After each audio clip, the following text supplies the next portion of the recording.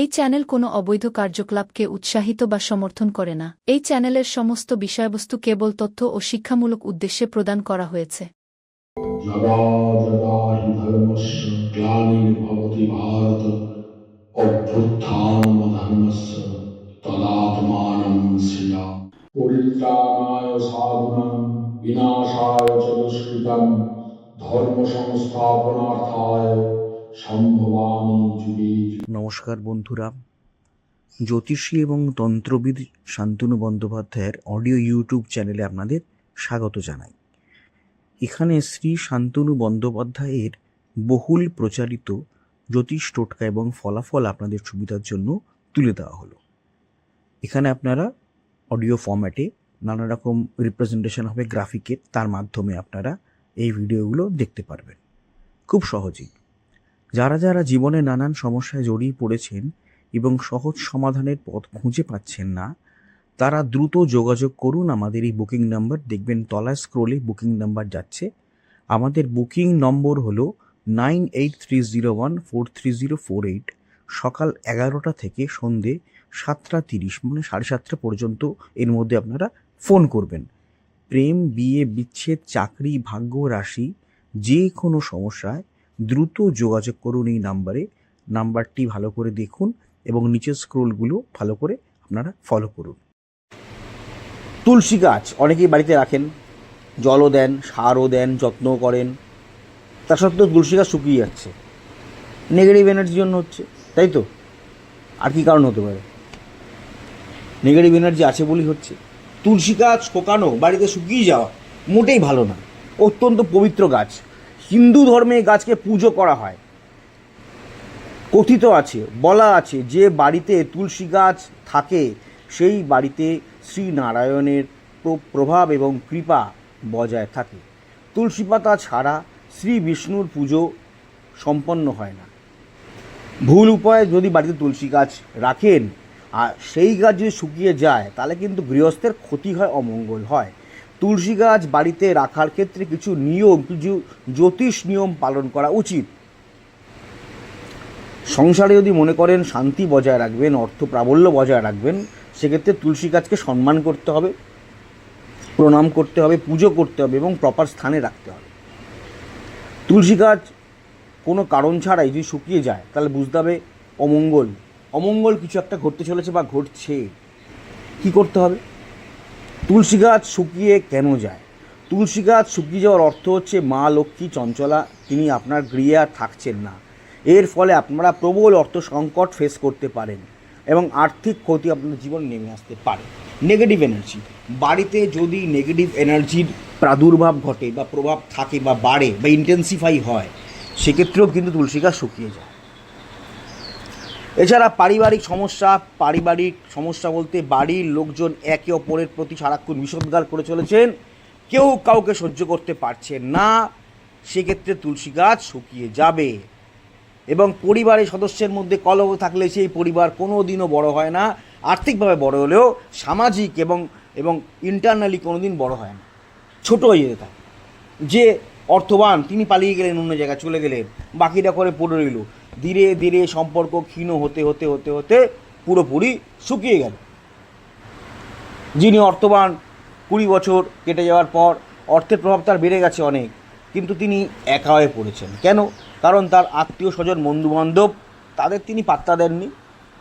তারা গরিব ছিল, তারা কোথায় কোনো খবর নেই, 20 বছর কেটে গেছে, পয়সা থাকতেও তিনি কিন্তু একা, তাই না? তো এই কারণেও কিন্তু আমি যেটা বললাম, পারিবারিক কলহ থাকলে তুলসী গাছ শুকিয়ে যায়, ভালো লক্ষণ নয় এটা, ঠিক আছে? দুর্বল, যদি বুধ গ্রহ দুর্বল হয়ে যায়, বাড়ির তুলসী গাছ শুকিয়ে যাওয়ার মানে বুধ গ্রহ দুর্বল হয়ে গেছে। মা থাকলে মায়ের হাতে যদি আপনারা দুধ রূপোর বাটিতে পান করতে পারেন, তাহলে ভালো হবে। পিতৃদোষ থাকলেও তুলসী গাছ বারবার শুকিয়ে যায়। পিতৃদোষ দূর করার জন্য যা করা সেটা করবেন, নাহলে কিন্তু প্রবলেম। কোনো যদি পরিবারের মধ্যে খারাপ কিছু ঘটে, বিয়ে ভেঙে যায়, চাকরি চলে যায়, অসুস্থ কেউ হয়ে পড়ে, বাড়িতে মারপিট লেগে থাকে, বাড়ির কেউ একজন চুরির দেয়া ধরা পড়লো, এই যে জিনিসগুলো, এগুলো কখন ঘটে? এগুলো এমনি এমনি ঘটে না। জীবন কমফোর্টেবলি চলছে, কোনো সমস্যা নেই, হঠাৎ করে দেখা গেলো বিয়েটা ভেঙে গেল, চাকরিটা চলে গেল, টাকাটা আসা বন্ধ হয়ে গেল। এগুলো হয় নেগেটিভ এনার্জি থাকলে, নিজেদের পরিবার সদস্যদের মধ্যে যদি বনিবনা না থাকে তার জন্য হয়। আর কী জন্য হয়? কারণ এতে কী হয়, আপনার যে কোষ্ঠী দুর্বল হয়ে পড়ে, আপনার ভাগ্যরেখা দুর্বল হয়ে পড়ে, অর্থভাগ্য বিপন্ন হয়ে পড়ে। আপনি একটা গাড়ি চালাচ্ছেন, সেই গাড়িটা যখন আপনি চালাচ্ছেন, গাড়ির মধ্যে যত রকম পার্টস আছে, যত মেকানিক্যাল আপনার সিস্টেম আছে, সেগুলো অ্যাট পার চলছে বলে গাড়িটা চলছে, তাই না? বাস তা যদি আপনি গাড়ির মেনটেন না করেন, গাড়িটাকে প্রপারলি ফুয়েলিং না করেন, অয়েলিং না করেন, সেক্ষেত্রে গাড়িতে চলতে চলতে খারাপ হয়ে যাবে। এবার একটা পরিবার তো গাড়ির মতন, তাকে মেনটেন করতে। আপনি যদি মনে করেন পরিবার পেয়ে গেছি, চলো এবার মারপিট করা যাক এক অপরের সাথে, ওকে ছোটো কথা বলা যাক, ওকে বড় কথা বলা যাক, ওকে ইগনোর করা যাক, এই জিনিসগুলো করা মানে বিপদ, তাই না? গাড়ির স্টিকারিংটা প্রপারলি কাজ করছে, ছাড়ো তো কোনো ব্যাপার না, গাড়িটা কাঁচটা তো ভালোই খুলছে, এসিটা ভালো চলছে, ফলে এই ইগনোরেন্স করাটা ঠিক না। ফলে এই কাজগুলো করলে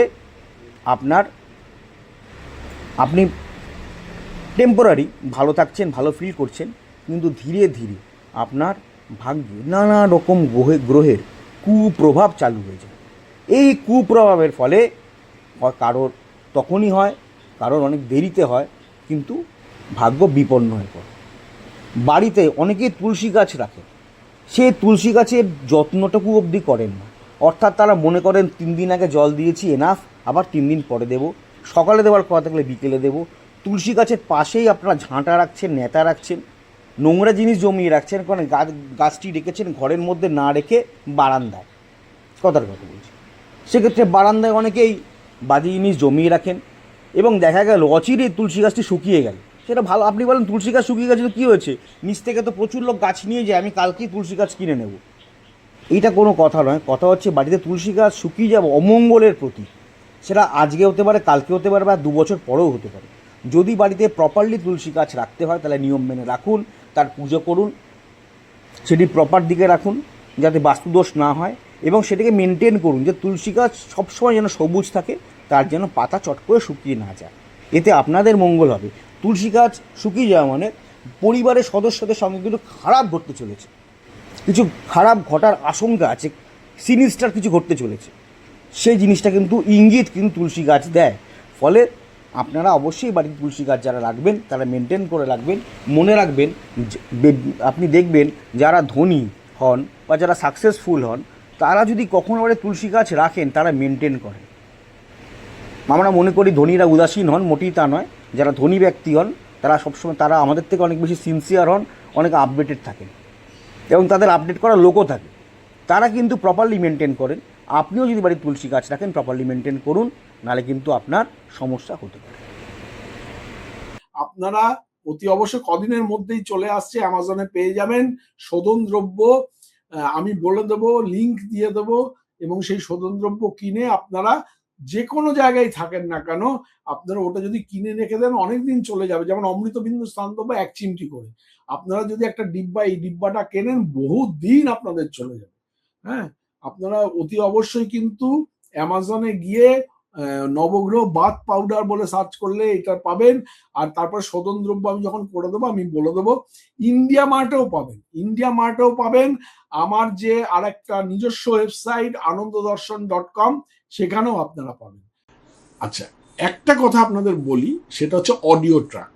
আপনারা হয়তো আমার ভিডিওটা চালালেন এবং দেখলেন যে প্রথম থেকে সেটা ইংলিশে হচ্ছে। মুশকিল, শান্তনু ইংলিশে বলতে শুরু করছেন, না, ব্যাপারটা তা নয়। 3টে ল্যাঙ্গুয়েজে আমাদের ভিডিওটা সেট হয়ে যায়। অনেক সময় দেখা যায় হিন্দিতে আরম্ভ হয়ে যাচ্ছে, অনেক সময় দেখা যায় বাংলাতেই যা চলছে, আবার অনেক সময় দেখা যায় ইংলিশে চলছে। তো এটা যখন আপনারা চলবে, তখন আপনারা কি করবেন? কিচ্ছু না, ভিডিওর যেটা চলছে তার ঠিক ডান দিকে দেখুন কোনায় একটা চাকার মতো একটা সাইন আছে, একটু ক্লিক করলে দেখতে পাবেন চাকার মতো সাইন আছে। সেই সাইনটাকে ক্লিক করবেন। ক্লিক করার পরে দেখবেন নিচে অডিও ট্র্যাক বলে একটা লেখা দেখাচ্ছে, ওই যে বারটা আসবে, বারের নিচে অডিও ট্র্যাক আছে। ওই অডিও ট্র্যাকটা ক্লিক করবেন। ক্লিক করলেই দেখবেন ওখানে বেঙ্গলি অরিজিনাল দেখাবে, যেখানে হয়তো হিন্দিতে চলছে, হিন্দি নিচে রয়েছে, কিন্তু বেঙ্গলি অরিজিনালে আপনারা ক্লিক করে দেবেন।